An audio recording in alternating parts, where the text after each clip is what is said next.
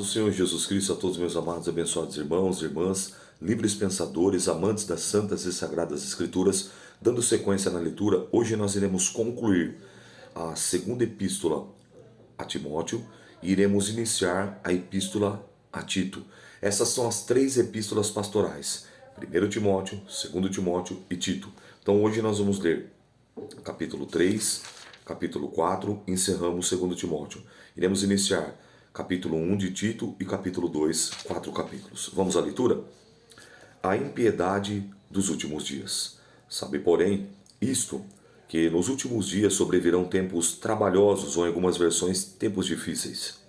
Porque haverá homens amantes de si mesmos, avarentos, presunçosos, soberbos, blasfemos, desobedientes, pais e mães ingratos e profanos. Então, quando você vê aqui, quando fala assim, haverá homens, é gênero humano. Pode ser tanto homem do sexo feminino, como homem no sentido feminino, entendeu? Como se fosse mulher. Então não é porque significa homem porque é varão.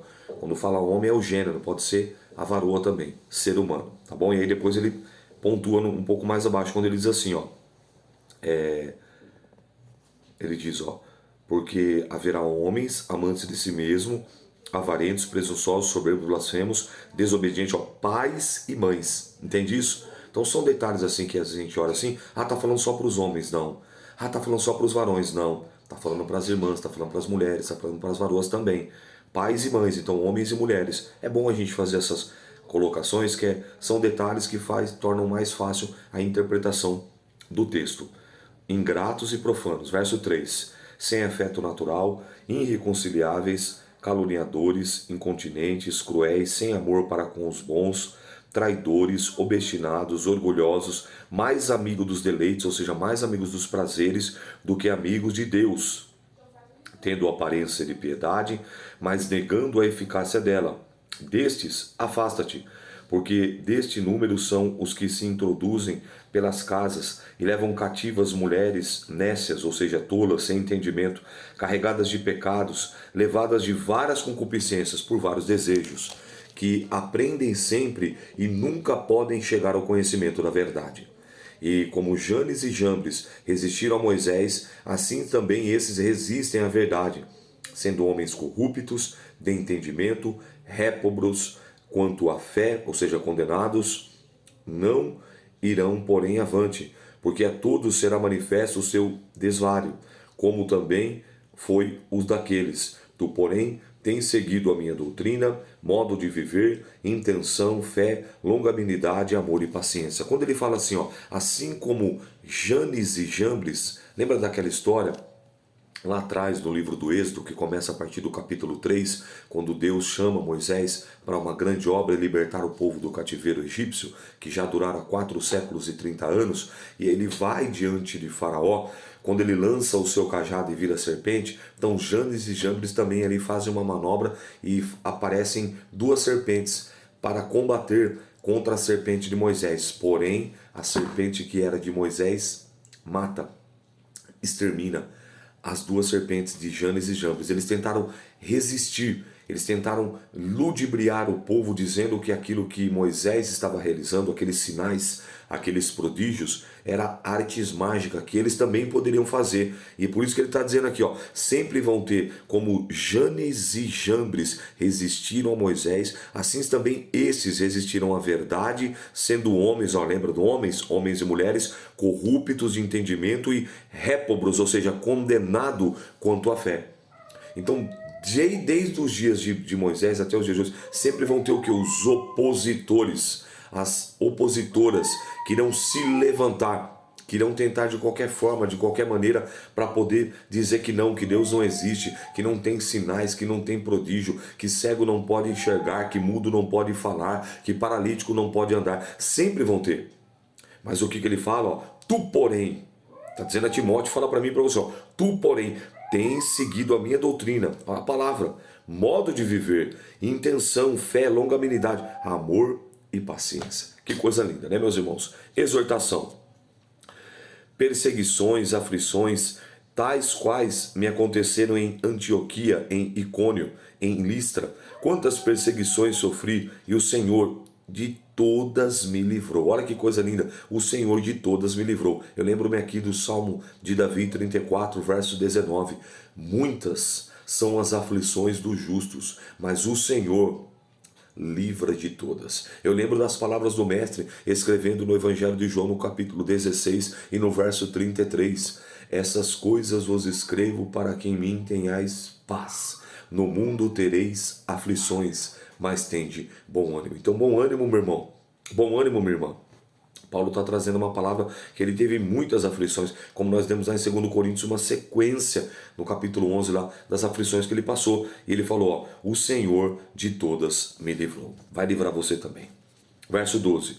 Também todos os que piamente querem viver em Cristo Jesus padecerão perseguições, mas os homens maus e enganadores irão de mal a pior, enganando e sendo enganados. Tu, porém, permanece naquilo que aprendeste, e a fé de que fosse inteirado, sabendo de quem o tens aprendido. E que desde a tua meninice, seja desde pequeno, sabe as sagradas escrituras, que podem fazer-te sábio para a salvação pela fé que há em Cristo Jesus. Toda a escritura é divinamente inspirada e proveitosa para ensinar, para redarguir. Essa palavra redarguir significa censurar, para corrigir, para instruir em justiça, para que o homem de Deus seja perfeito e perfeitamente instruído para toda boa obra. Assim como eu expliquei sobre o homem, que é homem e mulher, é gênero humano, quero explicar sobre perfeito e perfeitamente. O verbo aqui no grego é telelos ou teleios, maduro, completo, maturidade, em entendimento, adulto nas ações. Então ele está dizendo aqui, ó, para que o homem, para que a mulher de Deus, ó, seja maduro, seja madura e tenha maturidade, instruindo para toda boa obra, quer seja na bênção, quer seja na aflição, quer seja na vitória, quer seja na derrota, quer seja na aprovação, quer seja na oposição. Isso é ter maturidade, isso é ser maduro. É o que ele está dizendo aqui, a palavra perfeito e perfeitamente. Capítulo 4, e vamos concluir 2 Timóteo. Conjuração, a fidelidade e diligência. Conjure-te, pois, diante de Deus e do Senhor Jesus Cristo, que há de julgar os vivos e mortos na sua vinda e no seu reino. Que pregues a palavra, instes a tempo e fora de tempo. Ó, redarga, censura, repreende, exorte, com toda longanimidade e doutrina, porque virá o tempo em que não suportarão a sã doutrina, mas tendo comichão nos ouvidos, amontoarão para si doutores, conforme as suas próprias consciências, e desviarão os ouvidos da verdade, voltando a fábulas. Mas tu, sê sóbrio em tudo, sofre as aflições, faz a obra de um evangelista, cumpre o teu ministério. Tá vendo aí?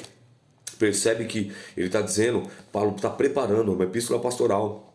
Vai ter luta, vai ter aflição, fica firme, não declina nem para a direita nem para a esquerda, permanece naquilo que você aprendeu, permanece naquilo que você desde pequeno aprendeu. Olha, toma cuidado, porque vai vir um tempo que eles vão amontoar doutores, eles vão escolher qual o tipo de mensagem que eles querem ouvir. Eles vão escolher a mensagem que massageia o ego, a mensagem que não confronta, a mensagem que não exorta, a mensagem que não repreende, a mensagem que não censura, a mensagem que não reprova.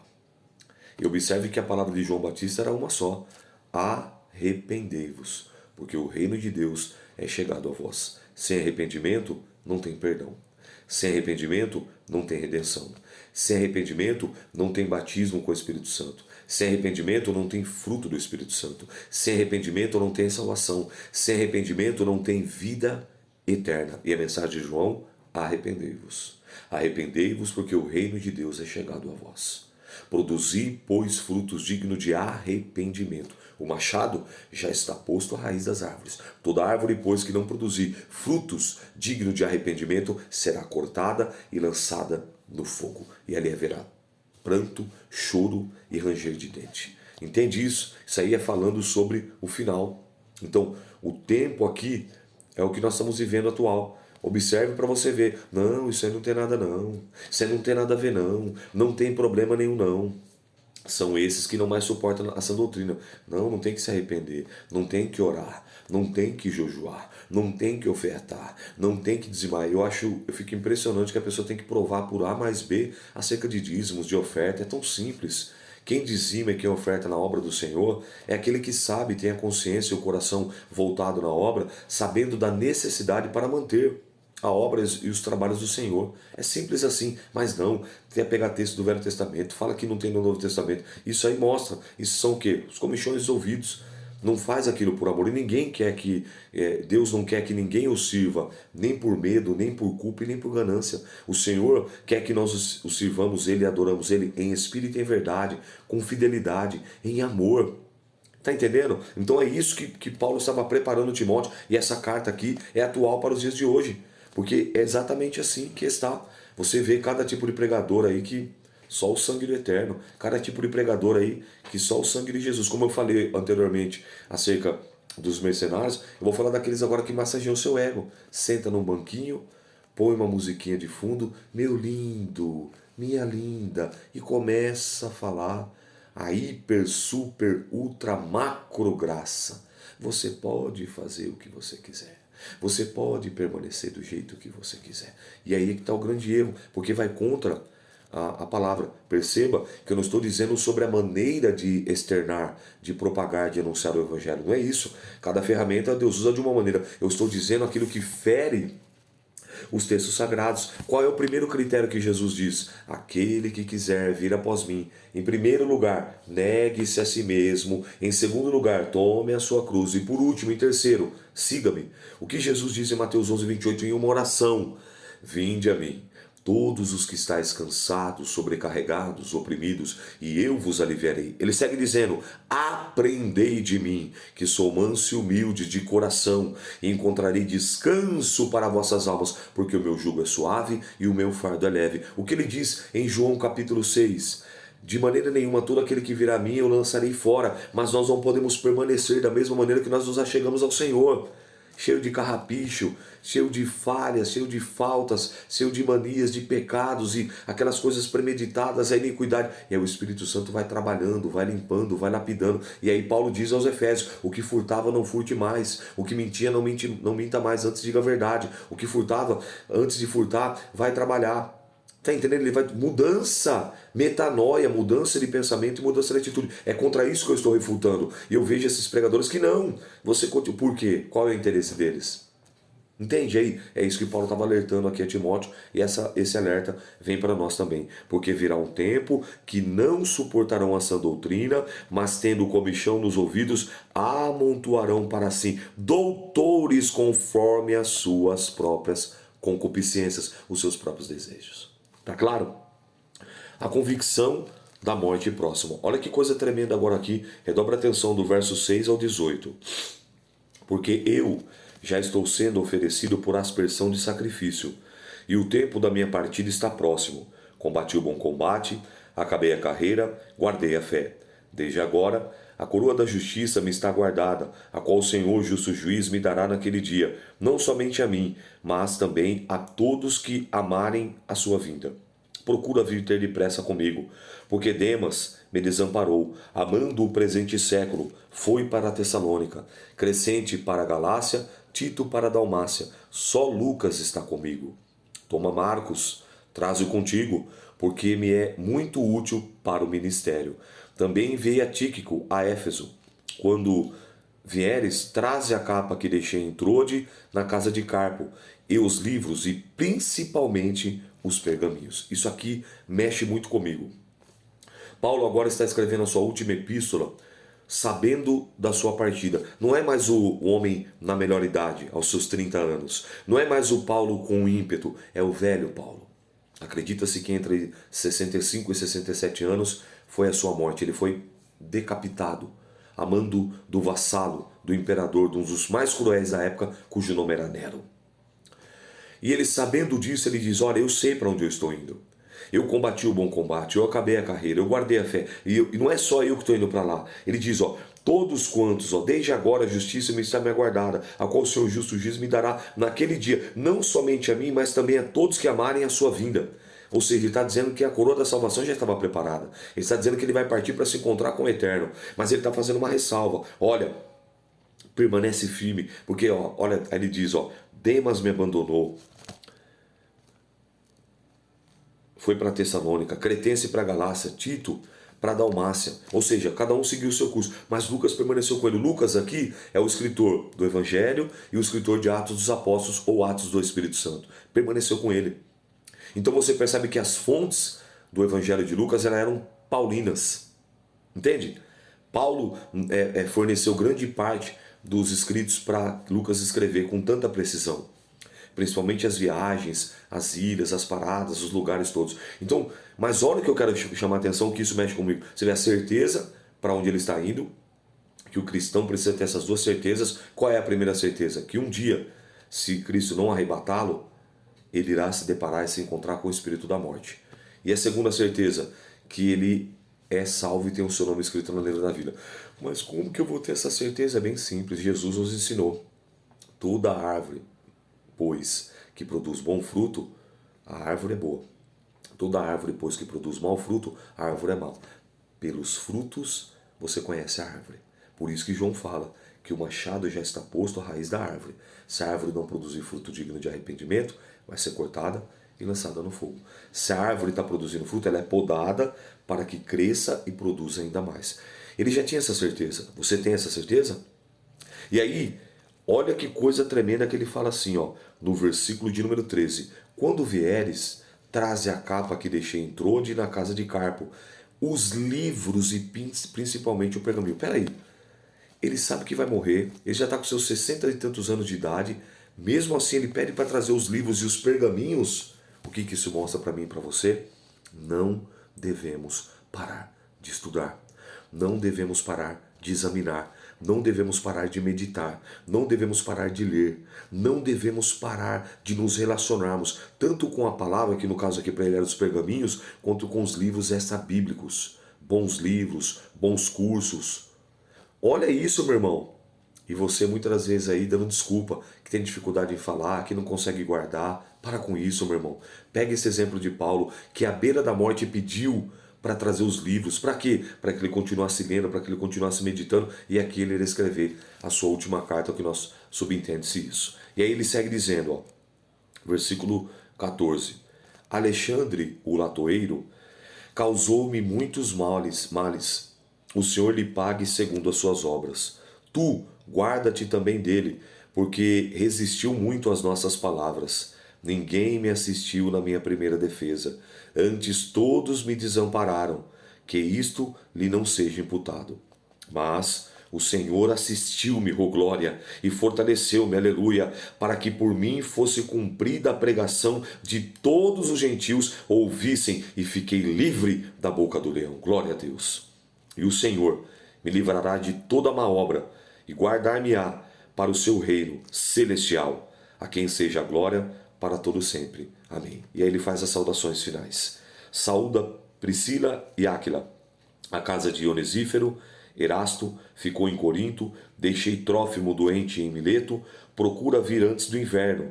Eúbulo, Prudente, Lino, Cláudia e todos os irmãos te saúdam. O Senhor Jesus Cristo seja o teu espírito, a graça seja convosco. Amém. Concluímos agora 2 Timóteo, vamos orar, agradecendo pela leitura de 2 Timóteo e já apresentando a leitura de Tito, que é a última das 3 epístolas pastorais. Senhor, nos ajuda, meu Pai. Eu te peço em nome do teu Filho amado Jesus, tira todo tipo de comichão dos nossos ouvidos, todo tipo de escamas dos nossos olhos, que possamos estar atentos, sensíveis, apercebidos à voz do divino e precioso Espírito Santo. Não nos deixe, meu Pai, ser enganados por nenhum tipo de vento, de doutrina ou fábula, com palavras, meu Pai, macias, com palavras bonitas, com palavras belas, que querem massagear o nosso ego e nos afastar do propósito, Senhor, da salvação. Pai, perdoa-nos se de alguma maneira temos declinado, temos decaído da nossa fé. E à luz dessas epístolas, meu Pai, nós queremos pedir um renovo, uma restauração, um avivamento, um fortalecimento para continuarmos na brecha, para continuarmos em obediência, para continuarmos em santidade, em retidão, à luz da Tua palavra. Senhor, Rei da Glória, Nazareno, Emanuel, Filho de Deus, ajuda o meu irmão, ajuda a minha irmã, vai de encontro com ele, vai de encontro com ela, fortalece ele, fortalece ela, renova ele, renova ela, aviva, reaviva, vivifica, santifica, purifica, pelo poder do Teu nome, pelo poder da Tua palavra, pelo poder do Teu Evangelho, e que o nome do Pai, do Filho e do Espírito Santo possa ser glorificado em nossas vidas e através das nossas vidas. Pai, eu quero te apresentar também agora a epístola de Tito, assim como o Senhor tem falado em 1ª e 2ª Timóteo, nessas epístolas pastorais, continua falando também agora na epístola de Tito, trazendo, meu Pai, o renovo, trazendo, meu Pai, a instrução, a exortação, a censura, trazendo o caminho, o direcionamento, para que possamos seguir e trilhar pelo caminho estreito, o caminho que conduz à vida eterna e à salvação. Por isso abençoa e nos dê vitória, em nome de Jesus. Amém. Tito, o carinho por Tito e sua missão em Creta. Paulo, servo de Deus e apóstolo de Jesus Cristo, segundo a fé dos eleitos de Deus, e o conhecimento da verdade, que é segundo a piedade, em esperança da vida eterna, a qual Deus, que não pode mentir, prometeu antes dos tempos do século. Eu preciso ler o versículo 2. Deus que não pode mentir, oh glória, Deus que não pode mentir. Você consegue aí, os que estão participando, você consegue escrever hoje aí, lá embaixo no subtítulo, você que sempre comenta lá, o Ricardo, a Dolores, o pastor Carlos, aqueles que estão sempre comentando, Deus não pode mentir. Está na Bíblia, Deus que não pode mentir. Por favor, faz essa daí hoje. Deus que não pode mentir, ou Deus não pode mentir. Escreve hoje lá, em nome de Jesus. Deus que não pode mentir, prometeu antes dos tempos dos séculos, mas a seu tempo manifestou a sua palavra pela pregação que me foi confiada, segundo o mandamento de Deus, nosso Salvador. A Tito, meu verdadeiro filho, segundo a fé comum, graça, misericórdia e paz da parte de Deus e Pai e do nosso Senhor Jesus Cristo, nosso Salvador. Por essa causa te deixei em Creta, para que pusesses em boa ordem para que pusesses em boa obra as coisas que ainda restavam, e de cidade em cidade estabelecesses presbítero como já te mandei. Perceba o teor da carta, que assim como em 1 Timóteo, 2 Timóteo, Tito faz questão dessa epístola manter a sua teocêntrica, cristocêntrica, bíblica na inspiração divina. Ou seja, Deus, Cristo e a boa palavra. Então percebe que ele vai colocando aqui, graça e paz e misericórdia, da parte de Deus e Pai, e de nosso Senhor Jesus Cristo, nosso Salvador. Ou seja, um bom pastor, um bom líder, um bom sacerdote, uma boa sacerdotisa, uma boa serva, um bom servo, uma boa mulher, um bom homem de Deus, ele sempre tem que ter essa consciência. Primeiro Deus, Cristo, o Espírito Santo, a família, o ministério, as almas. Então perceba que ele faz questão de colocar Deus em cima, como eu já falei e volto a dizer. Quando Jesus foi indagado em Mateus capítulo 22, dos versos 34 ao 40, qual era o grande mandamento da lei, ele falou: amar a Deus sobre todas as coisas. E o segundo, amar ao próximo como a ti mesmo. Jesus vai dizer: ninguém tem maior amor do que esse, de dar a sua vida pelos seus amigos. Só que ele diz assim, e nisso conhecerão que vocês são os meus discípulos, os meus alunos, os meus aprendizes. Quando? Quando vos amardes uns aos outros. Então perceba que ele faz questão de colocar Deus no centro, Cristo no centro, e as almas, estabelece aí presbíteros, mantendo o padrão bíblico, o padrão divino, teocêntrico, cristocêntrico, espiritual, bíblico. Aleluia! E aí ele começa dizendo, qualidades de pastor. Agora aquilo é específico. Está entendendo aqui porque epístola pastoral? Você vai ver falando sobre presbítero, nas outras sobre diácono. Agora aqui ele vai falar qualidades de pastor. Vai ser específico aqui. Por quê? Porque ele impôs a mão e ele ia levantar, ele ia ordenar, constituir. Deixa eu colocar um outro algo aqui que as pessoas não sabem. Eu lamento muito. Hoje não falta conhecimento. Hoje as pessoas desprezam conhecimento. Não é? Hoje não é assim, o meu povo está sendo destruído porque faltou. Não, isso era na época de Oséias. Agora não. Agora as pessoas desprezam. Porque se você pegar um aplicativo no seu smartphone, no seu iPhone, no seu tablet, no seu computador, no seu notebook, onde for, e colocar lá, vão ter inúmeros aplicativos com recursos. Bíblia em áudio, várias versões bíblicas. Então hoje está tendo desprezo. Está tendo desprezo. Então, aí, quando eu vejo isso, eu observo esse desprezo com as coisas do Senhor, a gente vai ver essas meninices. Por exemplo, vai chocar você o que eu vou dizer aí, ó. Hoje em dia, não tem mais esse negócio de, vou ungir a pastor. Vai segurando aí. E depois pesquisa lá. Vou ungir a missionária. Vou ungir a diácono. Vou ungir a diaconisa. Vou ungir a evangelista. Vou ungir a cooperador. Perceba que no Novo Testamento, a partir do momento do estabelecimento da igreja, em Atos dos Apóstolos, capítulo 2, com a descida do Espírito Santo, na efusão do Espírito, já teve logo uma separação ali. Quem foi? Matias. Vocês viram eles derramando óleo sobre a cabeça de Matias? Depois, no capítulo 7 de Atos, separaram os homens lá. Entre eles também foi separado Estevão. Você viu em algum momento derramando óleo e ungindo eles? Não. E nem vai ver. Todos os que são aqui, então como é que funciona o Novo Testamento? Você separa, por exemplo, para você separar o diaconato, fica num período de prova, observação. Você separar o presbitério, você separar como evangelista, você separar como pastor, fica num período de observação. Você pode separar antes da ordenação.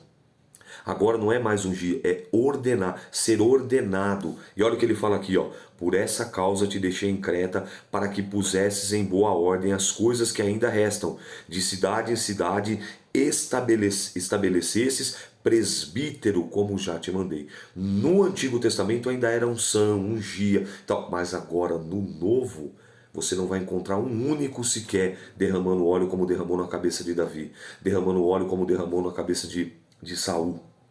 Você não vai encontrar. Lembrando que essa unção era somente sobre o quê? Sobre rei, profeta e sacerdote. Entende? Então, perceba, meus irmãos, que a falta da vontade de querer conhecer e aprender, a pessoa fica se apoia numa muleta, dizendo que é difícil, que não consegue. Não. O povo está sendo destruído porque despreza o conhecimento do Senhor. E aqui, no Novo Testamento, e muitos do que vão ler aqui nem sabiam disso. Nossa, pastor, eu não sabia. Claro que você não sabia, você não estuda. Claro que você não sabia, você não procura estudar. Mas graças a Deus que agora você está ouvindo e esse comichão está saindo, essas escamas estão caindo. E vai ver o que eu estou dizendo para você. Chega numa igreja aí que é um pouco mais, por exemplo, numa presbiteriana. Chega numa igreja batista, pode ser renovada, pode ser tradicional. E fala assim, você é ungido? Não, ele fala, fui separado e ordenado a pastor. Fui separado e ordenado ao presbitério. Separado e ordenado ao diaconato. Então eu estou ensinando vocês, eu estou dividindo com vocês. E eu pego um pouco pesado assim, para quê? Para justamente causar esse confronto aí em você. Falar, rapaz, eu preciso levar mais a sério o meu relacionamento com o Senhor.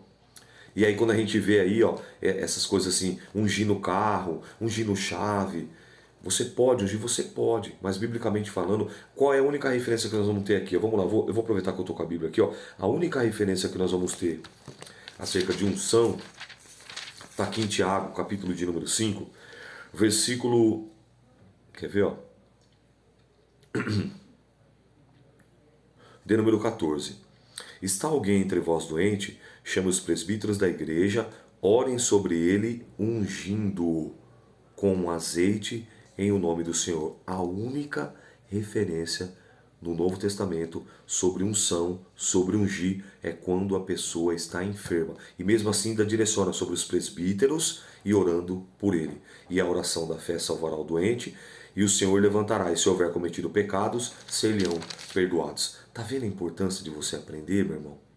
Está vendo a importância de você estudar, minha irmã? Por isso, para não cair nessas meninices que você vê aí sobre as igrejas. Aí vai ficar aquela dúvida. Pastor, então é errado. Não é que seja errado, é que você tem que fazer da maneira correta. Tem que fazer da maneira bíblica.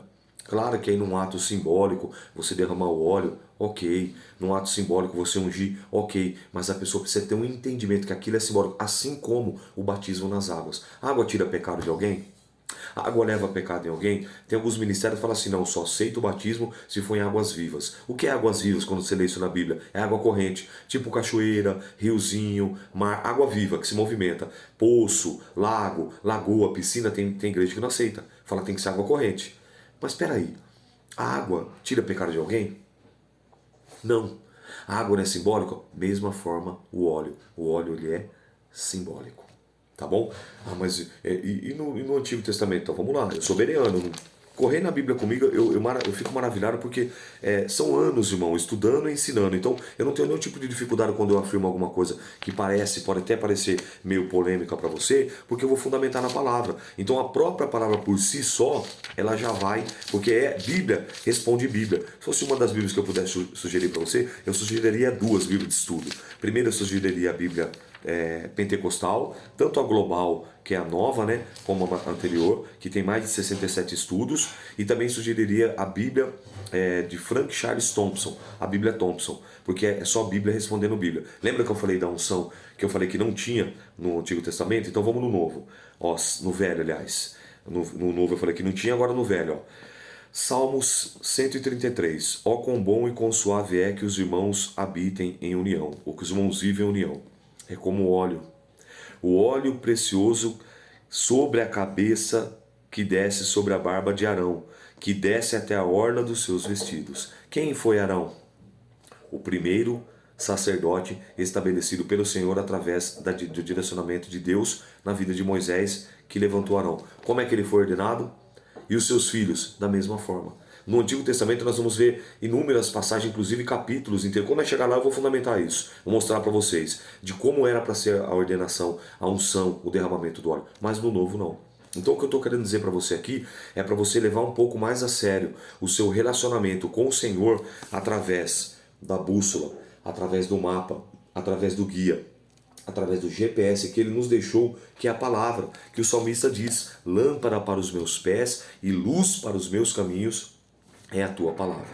Amém? Então, vamos seguir aqui, ó.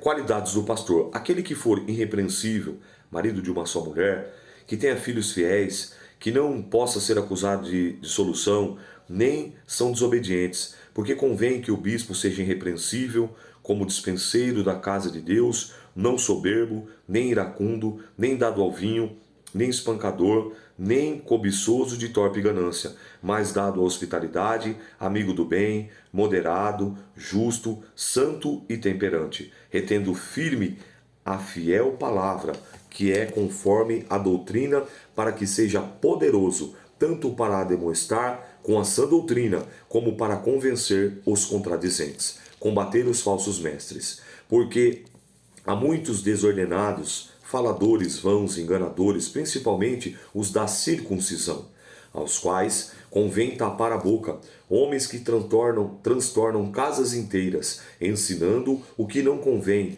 por torpe ganância. Um deles, o seu próprio profeta, disse: os cretenses são sempre mentirosos, bestas ruins, ventres preguiçosos. Este testemunho é verdadeiro.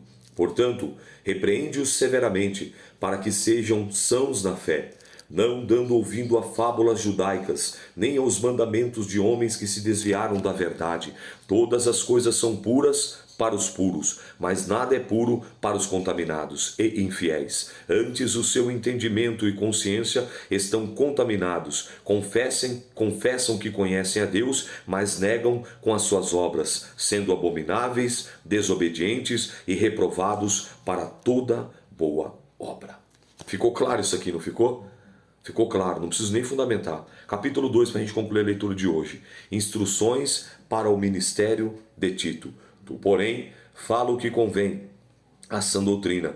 Os velhos que sejam sóbrios, graves, prudentes são na fé, no amor e na paciência. As mulheres idosas, semelhantemente, que sejam sérias no seu viver, como convém às santas, não caluniadoras, não dadas a muito vinho, mestras do bem, para que ensinem as mulheres novas a serem prudentes, a amarem seus maridos e amarem seus filhos, a serem moderadas, castas, boas donas de casa, sujeitas aos seus maridos, a fim de que a palavra de Deus não seja blasfemada. Exorta semelhantemente os jovens, que sejam moderados. Em tudo te dá por exemplo, em tudo te dá por exemplo.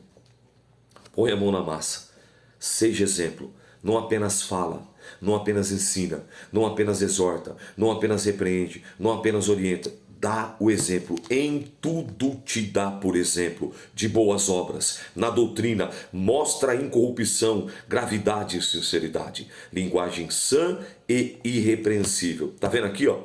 Tá vendo que eu tô falando uma epístola pastoral? Lembra que eu falei lá das brincadeiras, brincando com línguas estranhas, das brincadeiras, das palavras chulas, profanas, obscenas no meio do povo de Deus, e hoje como se nada tivesse acontecido. Olha aqui, ó, linguagem sã e irrepreensível. Irmãos que se reportam a outros irmãos, eu não vou nem usar o termo aqui, porque não convém, não cabe, não compete. Palavras de baixo calão, sendo citada entre os que dizem crer. A linguagem sã e irrepreensível, para que o adversário se envergonhe, não tendo nenhum mal do que dizer de nós. Lembra que eu falei da legalidade? Toda vez que você faz isso, você está abrindo a legalidade, a brecha para o inimigo ir lá e te acusar e te apontar. Exorta os servos que se sujeitem aos seus senhores, em tudo agradem, não contradizendo, não defraudando, antes mostrando toda a boa lealdade, para que em tudo sejam ornamentados da doutrina de Deus, nosso Salvador. Porque a graça de Deus se ha manifestado, trazendo salvação a todos os homens. Está vendo ele trazendo Deus no centro de novo? Deus, nosso Salvador. Deus que há manifestado, trazendo salvação a todos os homens. Então qual é o desejo de Deus? Que todos se salvem. Qual é o desejo de Deus? Que todos se arrependam. Qual é o desejo de Deus? Que todos estejam com seu nome escrito no livro da vida. Desculpe, todos. Esse é o desejo. Essa é a vontade expressa de Deus. Mas infelizmente, aquele, aquela possui o livre-arbítrio, o livre poder de decisão e escolha, isso sem influência externa, tem decidido e optado em seguir os seus desejos, os seus prazeres, as suas vontades, as suas paixões. Porque a graça de Deus se ha manifestado trazendo salvação a todos os homens. Verso 12, do capítulo 2 de Tito. Ensinando-nos que, renunciando à impiedade e às concupiscências mundanas, vivamos nesse presente século sóbria, justa e piamente, aguardando a bem-aventurada esperança e o aparecimento da glória do grande Deus, nosso Salvador Jesus Cristo. Todo momento enaltecendo Deus e Cristo, o qual se deu por si mesmo, por nós, para nos remir de toda iniquidade, pecado consciente e continuado, e purificar para si um povo em especial zeloso e de boas obras. Fala disto, exorta, repreende, com toda autoridade, ninguém te despreze. Essa foi a leitura de hoje. Mais claro que isso é impossível. Que o Espírito Santo de Deus continue falando no teu coração. Amanhã, se Deus permitir, retornaremos os 3 capítulos de segunda a sexta-feira. Paz do Senhor, segue firme. E lembra que eu pedi para você colocar a fala de hoje lá? Deus não pode mentir. Está em Tito, capítulo 1, versículo 2. Deus que não pode mentir. Deus te abençoe. Eu sou o pastor Rômulo, um bereano de verdade. A paz do Senhor.